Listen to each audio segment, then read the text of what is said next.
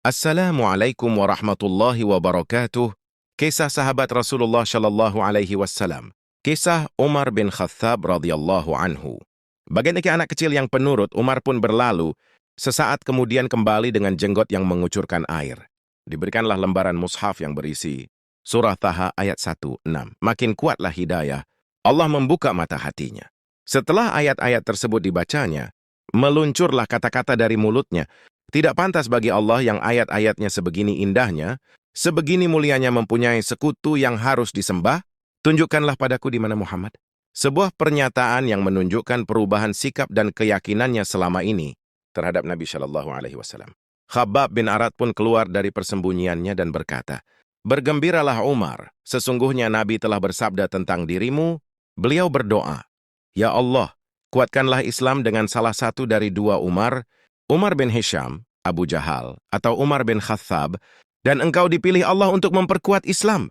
Khabbab mengantarkan Umar ke rumah Al-Arqam di dekat Syafa.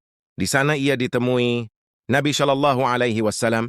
Beliau memegang ujung baju Umar dan berkata, "Masuklah kamu ke dalam Islam, wahai Ibnu Al-Khattab. Ya Allah, berilah hidayah kepadanya." Umar pun bersyahadat, maka bertakbirlah para sahabat yang hadir dengan takbir yang bisa didengar hingga sepanjang jalan di kota Mekkah, bahkan juga sampai ke Ka'bah. Benarlah doa Nabi Shallallahu Alaihi Wasallam.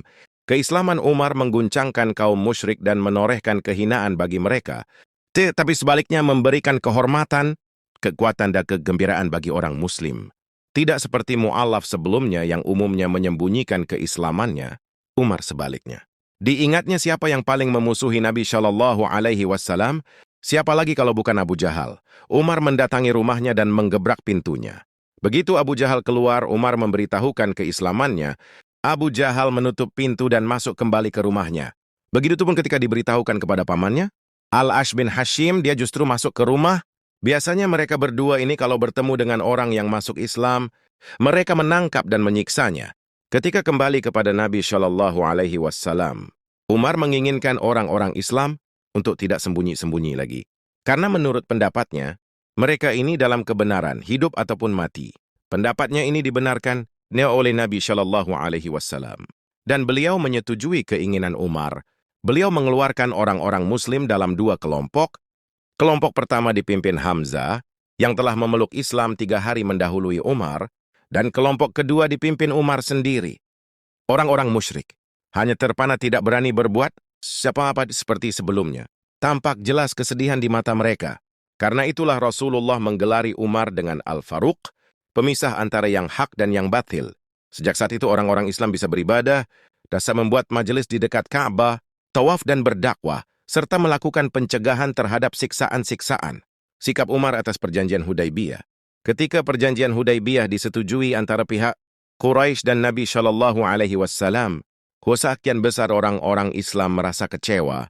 Umar sempat berkata, "Sesungguhnya Rasulullah telah berdamai dan mengadakan perjanjian dengan penduduk Makkah.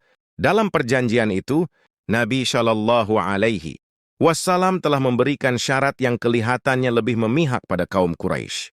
Seandainya Nabi mengangkat seorang amir yang berkuasa atasku, dan ia membuat perjanjian yang seperti itu, aku tidak akan mendengarkannya dan tidak akan taat kepadanya." Secara umum, sikap Umar dan sebagian besar orang-orang Islam dapat dipahami, selain karena gagalnya niat untuk umrah, padahal sudah sangat dekat dengan Makkah, sementara golongan lain tidak dihalangi, terlebih adalah klausul keempat dari perjanjian TSB, yaitu jika ada orang-orang Quraisy yang datang kepada Nabi Shallallahu Alaihi Wasallam tanpa seizin walinya, walaupun ia telah memeluk Islam, Nabi Shallallahu Alaihi Wasallam harus mengembalikannya kepada mereka. Tetapi jika ada orang Islam yang meninggalkan Nabi Shallallahu Alaihi Wasallam dan bergabung dengan orang-orang Quraisy, maka dia tidak boleh diminta untuk dikembalikan kepada Nabi Shallallahu Alaihi Wasallam.